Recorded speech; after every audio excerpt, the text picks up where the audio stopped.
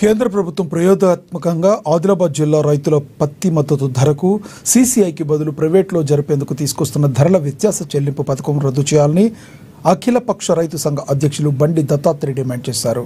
శనివారం జిల్లా కేంద్రంలోని బాసెట్టి మాధవరావు విజ్ఞాన కేంద్రంలో వివిధ రైతు సంఘాలు, పార్టీలు, ప్రజా సంఘాలతో రౌండ్ సమావేశం నిర్వహించారు. కేంద్ర ప్రభుత్వం రైతులకు ద్రోహం చేసేలా, వ్యాపారులకు లాభం చేసేలా ధరల వ్యత్యాస పథకం ఆదిలాబాద్ జిల్లాలో పైలట్ ప్రాజెక్ట్ కింద వచ్చే సీజన్లో అమలు చేసేందుకు చేస్తున్న ప్రయత్నం ఆపాలని, దాన్ని తక్షణమే రద్దు చేయాలని డిమాండ్ చేశారు. రైతులు ఒకవైపు మద్దతు ధర చట్టం కావాలని అడుగుతుంటే అసలు రైతులు పండించే పంట ధర లేకుండా చేసే విధానం కేంద్రంలోని బీజేపీ ప్రభుత్వం చేస్తుందని ధ్వజమెత్తారు. ఆసియాలోనే అధికంగా నాణ్యమైన పత్తి ఉత్పత్తి అయ్యే ఆదిలాబాద్ జిల్లాలో అమలు చేయడాన్ని ఖండిస్తున్నామని, ఈ పథకానికి వ్యతిరేకంగా రైతులను చైతన్యం చేసి పోరాటాలకు సన్నద్ధం చేస్తామని హెచ్చరించారు. రాష్ట్రంలోని కాంగ్రెస్ ప్రభుత్వం సూత్రప్రాయంగా నీతి ఆయోగ్ సమావేశంలో వ్యతిరేకించిన దానిని అమలు చేసేందుకు చూస్తున్న కేంద్ర ప్రభుత్వానికి వ్యతిరేకంగా రైతుల తరపున అమలు కాకుండా చూడాలని స్పష్టం చేశారు. పాత పద్ధతిలో సీసీఐ ద్వారా పత్తి కొనుగోలు మద్దతు ధర చెల్లించి అమలు చేయాలని పేర్కొన్నారు.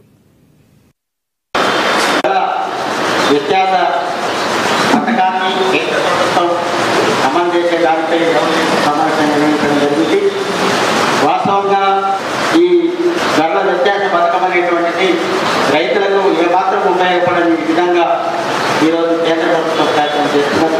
అందుకని దీన్ని అమలు చేసే రైతులకు నష్టం అనే విధానంపై రైతుల ఆలోచన తీసుకురావడానికి ఈ రౌండ్ టేబుల్ సమావేశం ఏర్పడడం జరిగింది.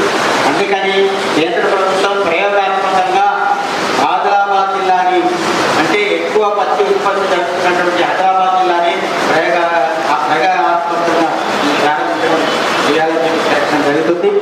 2 సార్లు చర్చ కూడా జరిగింది.